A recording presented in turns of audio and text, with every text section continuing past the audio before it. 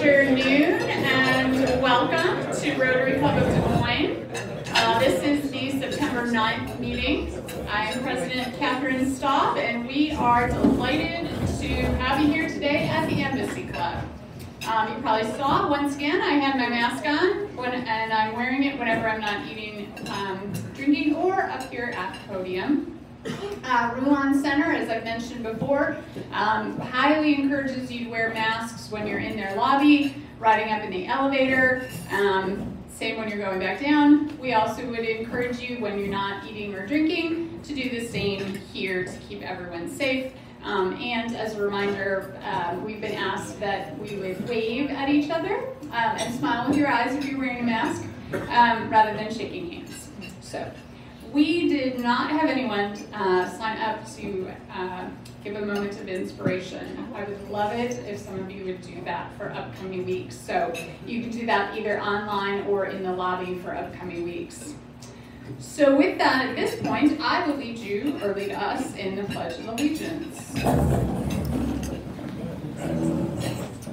I pledge allegiance to the flag of the United States of America, and to the republic for which it stands, one nation, under God, indivisible, with liberty and justice for all.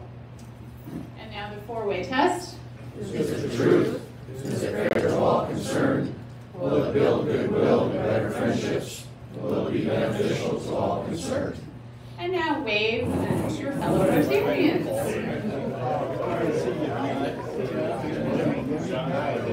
Is this the Miss America way?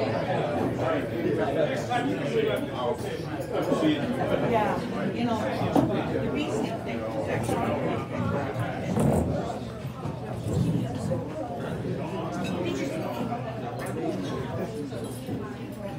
Kitty informs me we've had a fabulous response so far to the t-shirts that I announced last week, and in fact I've also heard that several other Rotary clubs are planning to borrow our idea. I guess in the spirit of Rotary I should be okay with that. I don't know. Our idea. Anyway, if you did not have a chance to sign up, there are cards still on the tables today, so please do that. If you already signed up for a t-shirt, please do not sign up for a second one unless you want to pay for more than one. We are making one available at no cost for each of our Rotarians, but there's also an option for you to offer to pay $10 to offset the cost of the t-shirts. And these, we encourage people once they arrive to wear them at our service events, but just when you're out and about as well, to spread the good word about Rotary. And at this point, I want to wish a happy birthday to Brittany Friend and to Deborah Peckham. So happy birthday to both of you. And now I will invite Denise Essman to introduce our keynote speaker for the day. Denise?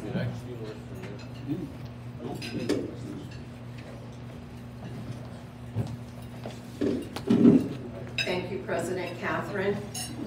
Well, although our speaker likely needs no introduction, it is my pleasure to introduce Terry Ridge today. I've known Terry for decades, and I was trying to think, is that 4 or 5 decades? I don't know, we can't be that old, but anyway, I knew Terry when he was making millions, and I knew Terry when he was giving away millions, so it's been a long time. Terry is likely, and many of you will agree with me, one of the most creative, out-of-the-box thinkers, out-of-the-box PR professionals that I've ever met, and I've known hundreds of PR professionals. Just talking to Terry, you could just feel his mind click, click, click, clicking about something new, something different, how to solve something, whatever, and oftentimes even fun things. So anyway, Terry started at Heritage Cablevision, where his innovative marketing ideas were often picked up across the industry. He led the turnaround efforts for our fledgling Blank Park Zoo. He turned it around to become, I think it was the second largest in attendance tourist attraction in Iowa at the time. Pretty good. He was appointed by 3 governors to lead the Iowa Lottery, which you're going to hear more about today. Plus, you might not know that he has started 4 businesses. He was a guest on the Johnny Carson show, and that in itself could be a whole program, as well as ABC, NBC, CBS, 2020, CNN, CNBC, USA Today. He's hosted The Stars and was in the New York Times. Plus, he's written 2 books, Dare to Dream, Dare to Act, and the $80 billion gamble. But most importantly in my mind is that he is a graduate of Iowa State and a fellow ISU governor. Go Cyclones! Please join me in welcoming Terry Rich.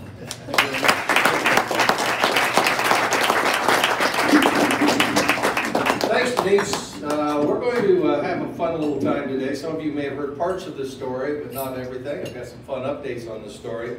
We're going to have some fun. In fact, I'm very excited to be here for the Iowa State game this weekend. You may not realize that she mentioned I have a Bachelor of Science in Speech at Iowa State. So I'm one of the few people here that have a BS in speech. So let's get started. The $80 billion gamble, that's what we're going to talk about. It's a little lottery fraud that happened a few years ago. You may have heard some of it. I'm going to give you some more details. I want to leave plenty of time today to answer your questions about that. I can talk about the Carson show and all that, but let's talk about the $80 billion gamble. It was a true crime story that's been featured in the ABC, CBS, NBC, the New York Times, CNBC, I mean, all over the world. This story has been told about a lottery fraud that happened right here. The $80 billion gamble, now what you may not realize, it took a lotto ticket, 2 hot dogs, and Bigfoot to solve the largest lottery fraud in U.S. history. I'll tell you how each of those work. Now, why should anyone care? Well, you may not realize it, but in the United States right now, $11 billion spent on the movie box office tickets, $10 billion, this is with a B, spent on music, $56 billion on sporting event. Look how much money is spent on a lottery every year, $80 billion, more than all of the others combined. That's a lot of money. So the $80 billion gamble really was a leadership decision. If we made the wrong leadership decision and we ruined the reputation of this industry, that could have cost this $80 billion industry a lot of money. And I heard a lot about that. Now, you all are worried about external hacking, something breaking into your computer system, right? Well, I want to tell you, internal fraud is equally dangerous as we take a look at it. Character Counts, Scott Racker's group did a survey, and they talked to high school graduates and college graduates. Look at this, 76% said they had lied to a parent, 51% cheated on a test, 18% stole from a parent, 14% stole from a friend. Now, these are the people you're hiring, gang, when they come in and interview. 99% said how important it is to have good character, and 81% said that I'm better than most when it comes to good character. So you have to be careful on what's happening within your organization, and there are 3 key elements on fraud according to the National Association of Certified Fraud Examiners. First is financial need. That's pretty logical, right? Everybody wants more money, but at some point somebody has a divorce, they spent too much on gambling, they spent too much booze. There are a lot of different varieties that really put people over the edge for the financial need. But they need the other two things to happen before they really have the fraud internally. And one of those is opportunity. Too many keys to the kingdom. We just see it in the school districts and in cities all over the state and nation, where somebody writes the purchase order and writes, churches, writes the purchase order and writes the checks. You're right for fraud if you have one person doing all of that. The final one, which really is the hardest, is the rationalization. At what point, because a lot of us, you all have, you'd like more money. You also have probably the opportunity to decide what money's being spent on. But at what point do you rationalize, the rationalization that, you know, it's okay to steal from my company? That usually comes with, I'm not being paid enough, I'm overworked, they're just working me way too hard. Those 3 all come together. I'll show you how that all ties into the largest lottery fraud in U.S. history. Who frames occupational fraud? As a CEO, we always had the state auditor come in. As soon as that happened, I said, hey, we're clean, everything's fine and dandy. But look again, for the Association of Certified Fraud Examiners, 40% of all fraud within your organization or the public service organizations you work with are found, the fraud's found by employee, anonymous, and vendor tips. 50% management review, internal audit. Look at this, only 4% from the external auditor. So having some sort of device within your organization or your nonprofit organization that you volunteer with, having some sort of a mechanism for someone to say, this just doesn't feel right, doesn't seem right, is so important in finding fraud. It sure was in this one. I'm going to tell you the story of the $80 billion gamble. I'm telling you because I don't want you to go through it. I don't ever want to go through it. I'm a marketer. I'm a sales guy. I'm a circus pitch man. But going through this taught me a lot and lost me a lot of friendships in trying to decide how far do we push this. The Hot Lotto case. Hot Lotto is a game that is played by about 17 states back in the 2010 era. And so you go in, you pick up a ticket, and the Hot Lotto was a game that was played by multiple states. Someone, a rather hefty guy, 300-400 pounds, walked into the store up on Northeast 14th Street, into the Quick Trip, picked up a Hot Lotto ticket and used a manual play device, a manual play ticket to be able to pick these numbers. Unfortunately, it was his unlucky day for about two or three reasons. Number one, he walked into a store that had video, which almost all convenience stores have today, but this was one that also had audio, and in that time, only 4 stores out of 2,300 in the state of Iowa had both audio and video. And he bought the ticket. He also walked into a store that was in a state that did not allow for anonymous claims. Around 10 states allow, if you've got a ticket, you bring it in, we pay you. The state of Iowa isn't like that. Our law says that we have to know who bought it and how it was purchased. So as he walked in, he also picked up a couple of hot dogs. Don't know why, he was 400 pounds, he didn't need any more hot dogs, but he got 2 hot dogs. He walks out, gets in his car, and heads for Texas. Sees his best friend and says, hey, I picked up a lottery ticket, and I wanted you to, here's a lottery ticket, I don't know whether it's a winner or not, good luck. The following Wednesday, the lottery ticket hit $16.5 million. $16.5 million. So the friend calls his lawyer and says, hey, I need some help here getting this cash. His lawyer calls another lawyer in New York and says, hey, can you help me get this cash? I don't know whether I need to do some more research. That lawyer called a lawyer in Canada and said, hey, you've been helping me on some deals. I'd like to have you do that. Nobody communicated back who gave it to who gave it to who, so now it's buried 3 people deep. But the guy in Canada had the ticket. Well, you get a year to pick up a lottery ticket winning. So in Iowa, 365 days. No one showed up a month later. It's normal. They want to talk to their financial planner and attorney. Still didn't show up 6 months later. We start barking, hey, check your ticket. Check above your visor. Check at home. So we started getting people showing up, said, hey, I think the clerk stole it from me. And somebody else said, my husband, I think he's in organized crime. He's a truck driver. He took off one day. He hasn't been back. I think he's got it. Somebody comes in, check it for organized crime. But lo and behold, 11 months after the day this ticket was bought, a lawyer from Canada called and said, I have the ticket. And they gave our frontline person enough information with a serial number that we knew they either had it or they had a duplicate of it. So this person talks, said, okay, come on in. He said, well, no, I'm an elderly gentleman. I'd just like to go ahead and send you the ticket. You send me the $16.5 million. Ding, ding, ding. You know what? We talk about people saying something. If you see something, say something doesn't feel right in the gut. That frontline employee was trained to call to our security department and our public relations force. This just doesn't feel right. So they called the guy back. And they said, hey, how you doing? He said, fine, I'm just going to send you the ticket, send me the money. They said, well, that's great. Well, tell us about, he said, well, I was in Des Moines, seeing some friends, and he said, I walked in, I bought the ticket, and Mary Neubauer at the lottery said, well, what were you wearing? He said, I was wearing a plaid coat and plaid pants.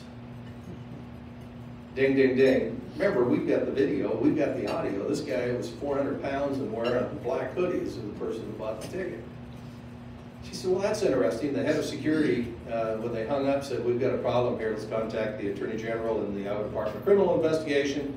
So they called him back. He said, well, I told a little fib. It actually was my client. Well, ding, ding, ding. He lied. He created a fraud. We're ready to arrest him. Come on down. We'll talk to you, He didn't show up. He called the guy back in New York and said, hey, I can't do it. The guy in New York said, oh, no, I guess I'll go try to claim it. So he contacted 2 lawyers, and I don't see those 2 lawyers in the audience. I think one of them may be a member of your deal. Said, hey, we'd like to have you guys. So now we're 5 lawyers deep, 4 or 5 lawyers deep. Yeah. They showed up on an hour and a half before the ticket was to expire. Ding, ding, ding. Doesn't feel right, right? Said we'd like our money.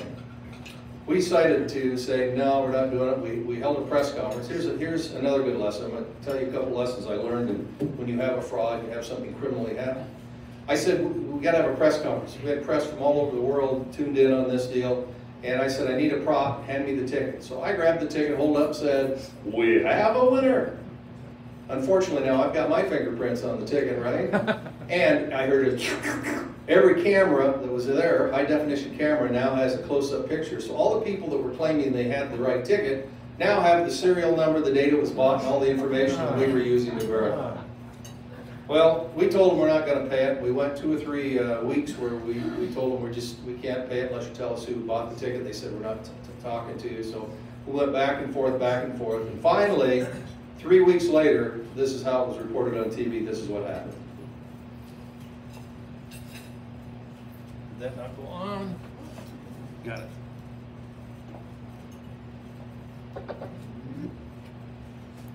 Headquarters, and Patrick, it's hard to believe, but this has gotten even more bizarre.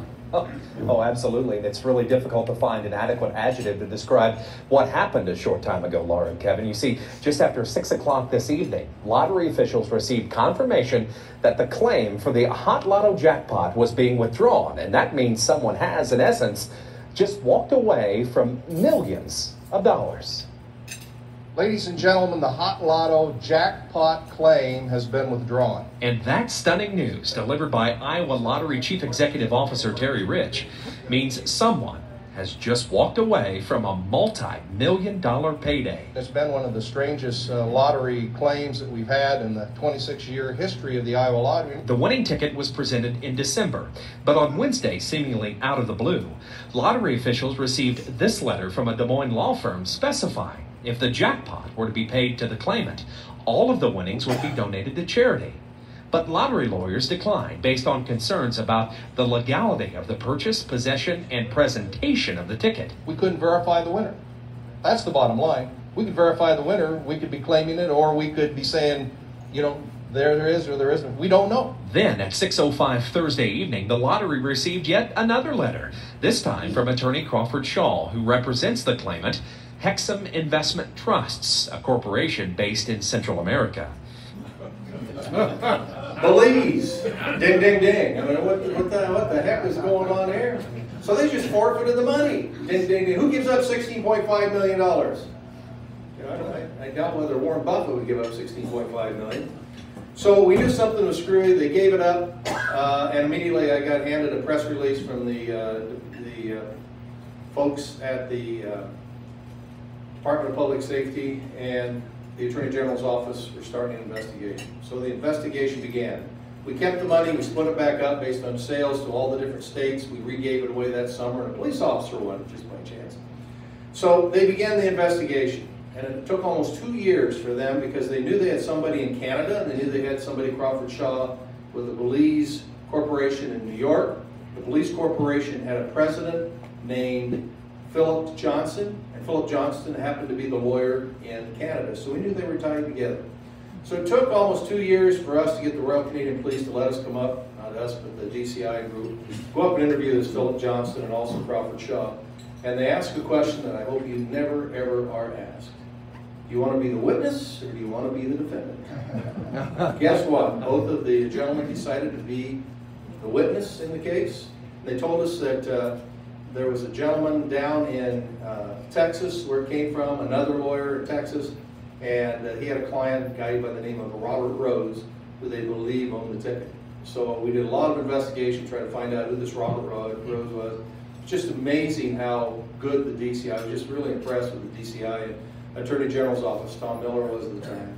And it went on and on and on and on, and finally, we are about 3 months away from the statute of limitations where it would just go away and nothing would happen.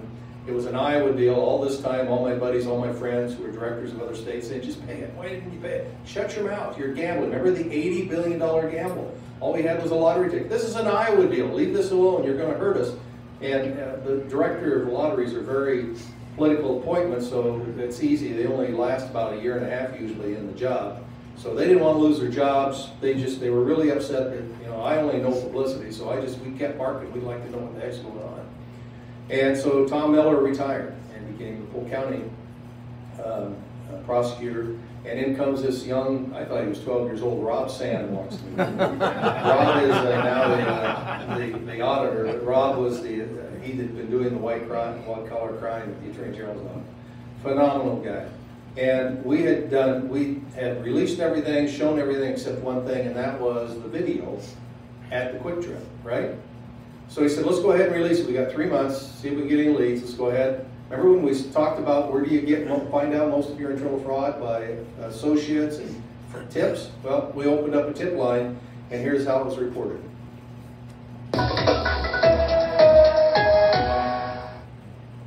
To an exclusive story we first brought you Wednesday at 10. Iowa DCI releasing never-before-seen surveillance video in that hot lotto mystery. Investigators believe the man who bought that winning ticket has information about a fraudulent attempt to claim the multi-million-dollar prize. ACCI's Ryan Smith is live with the latest. That's right. DCI investigators tell me that this case has drawn in more than 100 false claims for that winning ticket, which was purchased at this Quick Trip nearly 4 years ago. And in a news conference today, investigators tell me they are now pursuing additional stronger leads in the Houston, Texas area. Hello. The transaction begins like any other at this Metro Quick Trip. A drink and 2 hot dogs. But the customer here isn't finished. Listen closely. This is the start of what would become one of the biggest lottery mysteries in the country. The man in the black coat won a hot lotto ticket worth $14 million. The problem is, after nearly 4 years, no one knows who he is. To me, it looks like any one of us walking into a convenience store and buying a lottery ticket. It's a bizarre case that has puzzled investigators. That's why Iowa DCI released this surveillance video from December 23rd, 2010. So we're talking 4 years that that's released, and all of a sudden we started getting calls. Someone said, I think that's Eddie Tipton. I think that's Eddie Tipton. Remember, only 4 convenience stores in the state during that time had video and audio. They didn't recognize the video. You could tell it was a guy in some black outfit. He sure wasn't wearing plaid like the lawyer said. But they recognized the voice. They said, that's Eddie Tipton. Ding, ding, ding, Eddie Tipton, wait a minute, he works for the multi-state lottery, not the Iowa lottery, but the multi-state lottery where Powerball and Hot Lotto and all the money comes in from all the states and then is dispersed back out based on what state had the winners. He works for the multi-state, yeah, he's the chief technology officer. He programs the computer that draws this game. He also is the security officer for Powerball. Oh my gosh. We contacted DCI. DCI investigated. They talked to him, checked everything out. He said, no, it isn't the case. And with 1 day left before the statute of limitations gave up, Rob Sand says, we're charging. And we charged him with very circumstantial evidence that he had to have known that he must have done it because he programmed the computer and his best friend, we found out Robert Rhodes, did. Now, if you go home today, here's a great story for your friends, for your kids, for whatever, trying to learn lessons through all of this, is that one of the reasons we found Robert Rhodes and Eddie Tipton knew each other was our attorney was in the office, and he said, my God, I can't believe it. I just looked up Eddie Tipton, and he had his Facebook wide open. I said, really? And I looked up Robert Rhodes, because I knew the name. They had told the DCI, and Robert Rhodes had his LinkedIn wide open. And you know what? They worked together as CEO and CFO of the same company in the late 1990s. We immediately connected them and were able to call. So if you're going to do anything illegal, don't do anything on Facebook, LinkedIn, any of the social media, because that's the first place the cops go. Some of the lawyers in the audience probably know that. So he's a multi-state lottery employee. His best friend, Robert Rhodes. So within 1 day, 24 hours of the time the statute of limitations, Rob Sand took circumstantial evidence, took Eddie Tipton and charged him with 2 counts of fraud. And lo and behold, his first trial came up in July. He's found guilty. Found guilty. Only took an hour and a half, 2 hours for the jury to deliberate. With circumstantial evidence, we had no smoking gun. This was only Iowa. The other lotteries were all still screaming, shut this thing down, man, you're going to hurt us. If this isn't right, if you guys are wrong, you're going to ruin the reputation of our industry. We kept saying, well, it's got to be right. And this is where Iowa really comes in, because Governor Terry Branstad was the governor at the time, and I kept going in and said, we want to keep going on this deal because we've got to make sure the games are fair and honest. If I got to put the lottery in to say it'd be fair and honest, you spend all the money you want to. So we paid for all the trips, to all the investigations where other states probably, I guarantee nobody's from Illinois here, are they? I just, oh wait, we're on Facebook. Another state would have wanted all the money they could and would not have followed this the way we did. But our leadership, and I was in saying we've got to do it, said let's take this to whatever level we have. But here's where it gets interesting. It's been Iowa up to this point, right? And I've talked about the ticket, but we still have 2 hot dogs and Bigfoot yet to come. So how'd they become involved? Well, Eddie's going to be sentenced, and the lawyer and Eddie talks said we need to bring up some family members and say how good of a human being you are. So they bring up Eddie's brother, who's a justice of the peace. Oh my God, a part-time peace officer. How much better can you get than all of that? And here's what he said when he got on the stand. His younger brother, Tommy Tipton, a Texas justice of the peace and reserve cop, took the stand as a character witness for his brother. Tommy claimed his brother was with him and his family the day the ticket was purchased. But it was what he said next that would send ripples through the defense's case and garner unwanted attention. One of the things that he testified about on the stand was that couldn't have been my brother in the footage because Eddie doesn't even like hot dogs. The person in the video also is buying hot dogs, and he's not a hot dog guy. The statement caught the eye of an FBI agent, an agent who recognized Tommy's name. It got reported back in his hometown in Texas.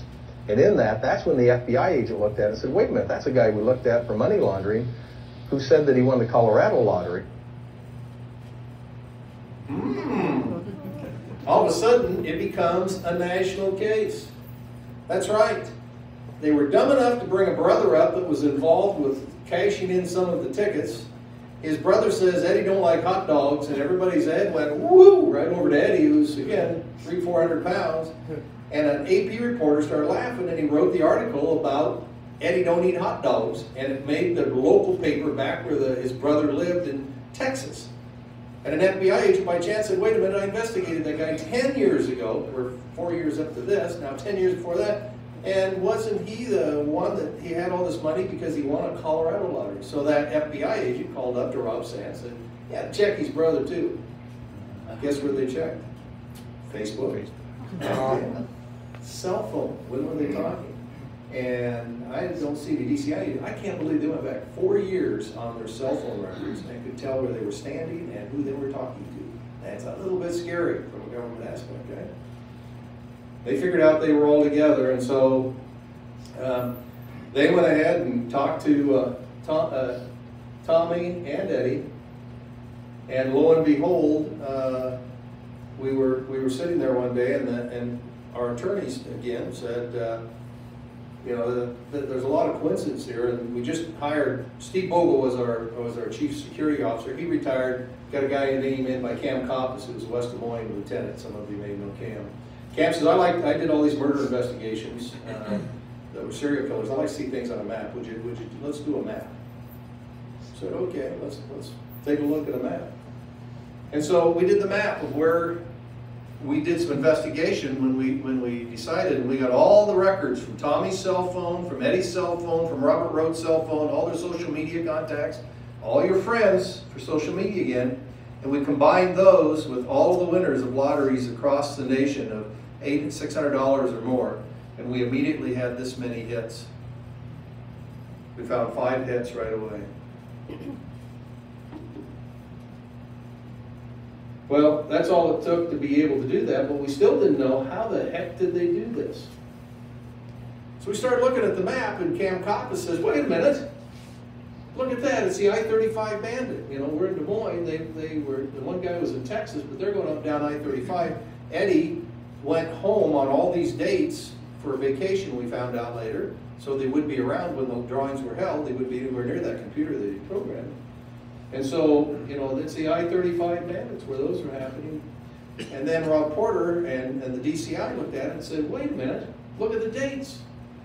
They're the same dates, just two different, but they're the same dates. Something's wrong there. Well, by chance, Rob Sand was working with Wisconsin, and Eddie Tipton was smart. He was a programmer, and as soon as he knew we were on the about 2 years before all of this, he knew we were on the trail. He told the boss, hey, you know what? We need to update our computer. Our computer, we need faster computers, all things you think about why we upgrade. But instead of saving the computer, he got it wiped clean. Took the FBI, cleaned your computer, and canned it out. So we didn't have a computer to try to find if there was code or anything in. And by chance, Wisconsin had one of the original ones. If you look at it, Wisconsin was one of the earliest winners. They had taken it away, hadn't let Eddie touch it, and so they had the FBI and the CIA agent looking at it. So we called up and said, hey, check the dates.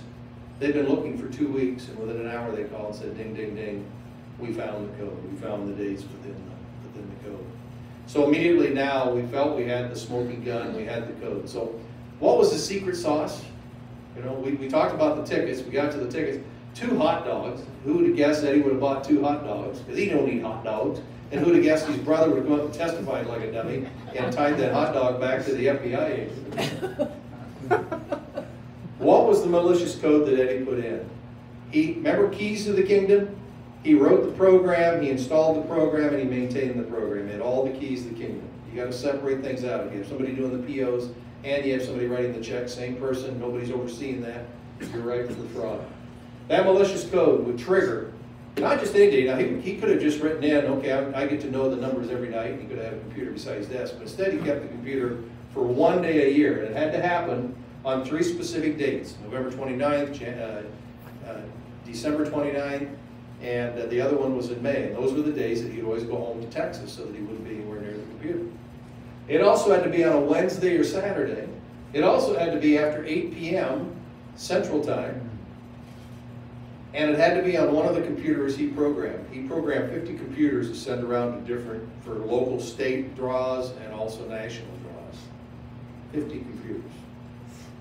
And if all of that happened, he could predict the outcome within 200 draws. So he would have a computer beside his desk, he would write them all down, hand them on a piece of yellow paper to his brother or to his best friend. They would have to go out and buy 200 tickets, and that's how they would hit. Disguised very, very well and not being able to find it.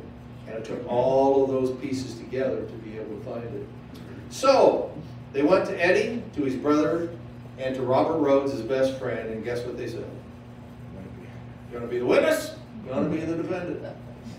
Robert Rhodes was the first to jump ship. He says, I'll be the witness. Yep, that's how it happened. He told us we got to look back and see everything. Then we went to Eddie and Tommy and said, we've got you. You know, this is the way it happened. And they agreed because Tommy had kids that Tommy would plead guilty, he'd get a lesser sentence, and Eddie would take the full rap and serve up to 25 years in an Iowa prison. In addition, there was restitution. Iowa got no restitution because we didn't pay anything out. Now, we paid for all of the investigation, but we didn't get any money back because we didn't pay out the $16.5 million when it was all said and done. So he signs a proffer. He agrees that he and Eddie ultimately did too, that when they plead guilty and they get sentenced, that they would spend time and tell us how they did it, what they did, and all of that. So we got something very few people get. Robert Rhodes, Eddie Tipton, Tommy Tipton all pled guilty and got different sentences, but Eddie got the most. An $80 billion gamble. If we'd have been wrong, we could have ruined the reputation of something that gives a lot of money to good causes across the United States.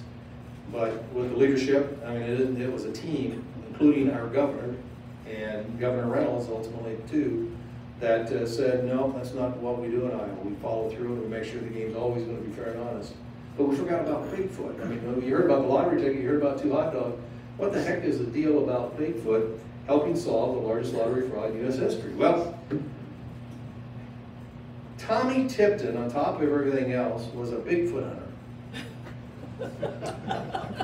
And remember how the FBI agent went down to talk to him and he said that he bought the ticket in Colorado?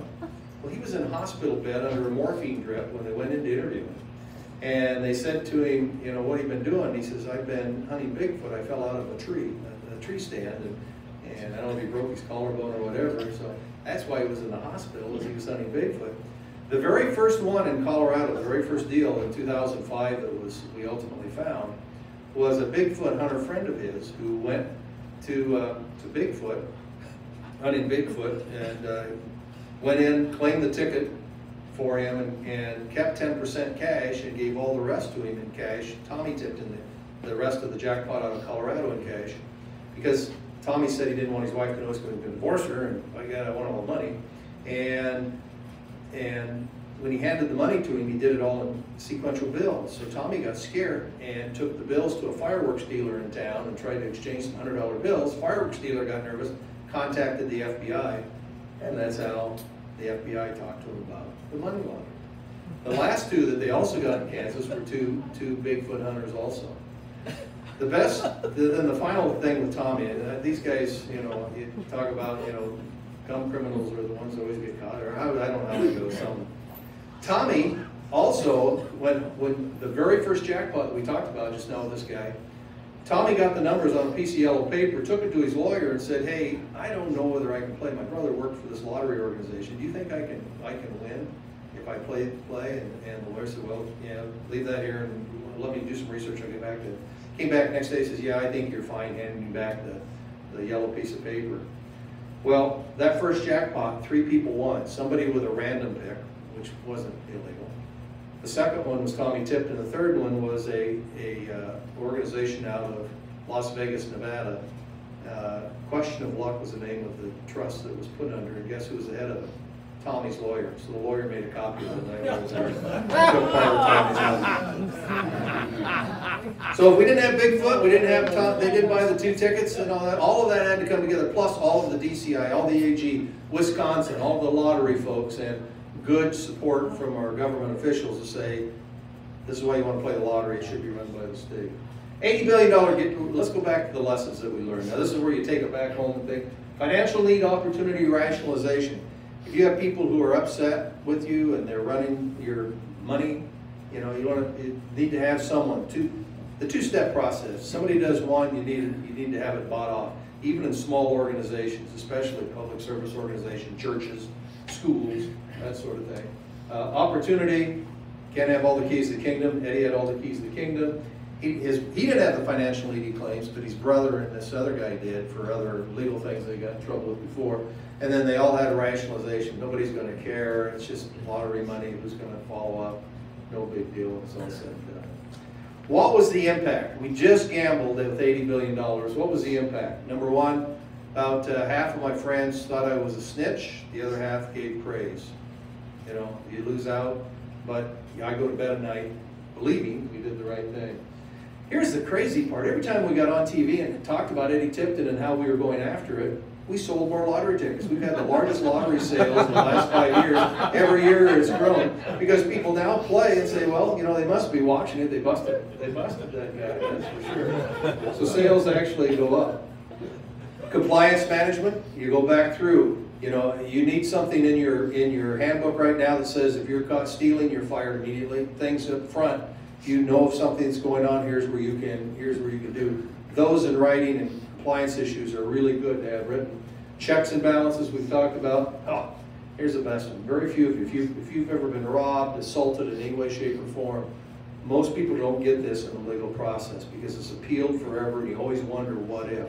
We got closure because we got all 3 of them to admit that they did it and all 3 of them got sentenced. And this is what closure looks like. That's the only time I cried during the whole thing is when they had to put 2 handcuffs on him because they couldn't reach around behind him with just one. I have no problem with overweight people. I just, I don't want to say the hot dog story that. So that's the story of, oh, here's one. Would I play? People ask me, Now I can play. I'm out of the lottery, so I can play. I've only won $3. What the hell's going on? It's really tough. This is would I play? I'd still play. It is a very honest game. It's the checks and balances and all things with it are good, for sure. Great, good leadership. I think here's my final message, and I'll open it up to questions. It's really easy in today's world where you live and the business that you're running, because when things are going well, you're a hero. You're doing good leadership, right? It's what happens in the bad times. Well, I guess what the governor's going through right now with COVID, or the president's going through with COVID, that's really where you judge leadership. And that's the hardest part in looking through it. So that's the story of the $80 billion gamble. I'm anxious to answer any other questions. I thought I'd just give it to you and tell you that I hope you never have to go through that. Those are some of the easy checks and balances you can do to make it work. Questions?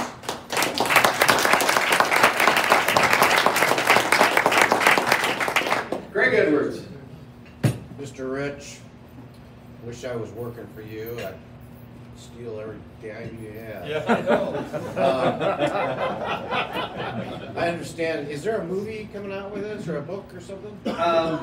So everybody said, is there, there a movie or a book? He just gave a plug for the book, which is available on Amazon. I don't think I should really say that. The $80 billion gamble. But the book, I got a call, has been optioned for a documentary. I can't say where, who, but I think you'll see TV crews around here in the next year, and something should be out. It was supposed to be done last year, but with COVID it isn't.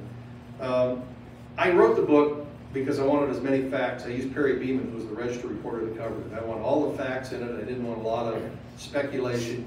You know who did it. This is just the real details in long form of all the things that happened with it. So I think you'll see something soon. I was hoping Wilford Brimley or Ed Asner is supposed to play me, but he's dead now, so I don't know if we can do that. It'll be more of a documentary where they'll interview Rob Sand, and Eddie gets out sometime this fall. He got 25 years, but the way the Iowa court system works, he gets out actually in 4. And I'm for letting him out now. He's paid his price. If he does it again, we'll just shoot him. No, I can't. I'm forgetting I'm on Facebook. No, if he's shot, man, I'm in trouble.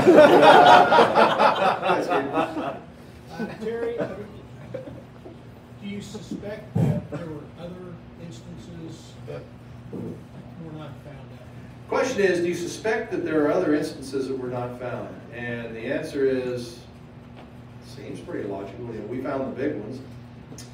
If he would have claimed anything under $600, you don't have to file any paperwork or anything. If he had just been kicking out $600 and got all his friends out those days, they could have taken $600 forever. They could have made it a lot easier in a lot of different ways. But he claimed in his testimony afterwards that we got them all. That we got all the big ones and there are none. But if you're a criminal and you're in prison for 25 years, what are you going to say? As a follow-up, how did they declare on taxes? How did they declare? They just declared. They just said they wanted. If I could get $12 million, I'd pay $4 million taxes. I don't know. I think that's the answer, Steve. Hey, by the way, you asked a question. Greg Edwards already has a book, but you get a free book for asking the question. I got time for one more question. Mark Snell. Mark Snell. You mentioned restitution, but you didn't really say what happened with the other states. And since now that they know that those were probably fraudulently obtained, did the other states take any action after Iowa exposed all this? The question is, did the other states who did have lotteries collected, did they take any action? They've been kind of going after it, but you're talking $400,000 or $500,000 is what they took out of Colorado and maybe $750,000 in Wisconsin. That's pretty small dollars for all the hassle they have. My understanding is they're going after. While they've been in prison, the registers reported that Eddie and his brother have been putting the properties that they bought and that sort of thing in their mother's name, and the register did a pretty good job of following up, but I haven't seen much since. And again, it's not in Iowa, so our folks couldn't really go out from here to do that, which is a sad commentary in life and all that. But I wouldn't trade freedom for 4 years for even half the chance that I could have kept any money. I feel good going to bed at night and knowing that I think we did the right thing, and we had I just can't tell you how good it is to be working and experiencing this in Iowa versus other states, which probably would have said, we need the money, do not screw with this stuff, and not do this. And those are values you learn from your family at home, the Jim Counties of the world when I was young in business, and do the right thing. Where you're at. So with that, thank you for the invitation today.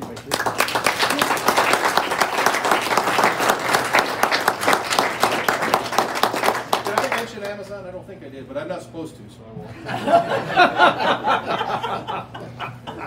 Neither will I. Thank you so much, Terry, for that fascinating and humorous and entertaining presentation today. We are donating the book Ada Lovelace, Poet of Science, to the Downtown School Library in your honor. Upcoming meetings. Next week we have Luke Hoffman and our own Rich Leopold, Water and Land Legacy Bond. On the 23rd, we have Debbie Durham, Iowa Economic Development Authority and Finance Authority Director. That week we will not be meeting here. We are going to meet at the River Center that week because Embassy Club can't host us. All the details will be coming to you about that. And then on the 30th, Christine Luritzen-Sand with the Luritzen Group will be with us. And next week, either be here or tune in because Denise and I have a big announcement about the latest fellowship group. So thank you for being with us today and for being a part of Rotary Club of Des Moines. We are adjourned.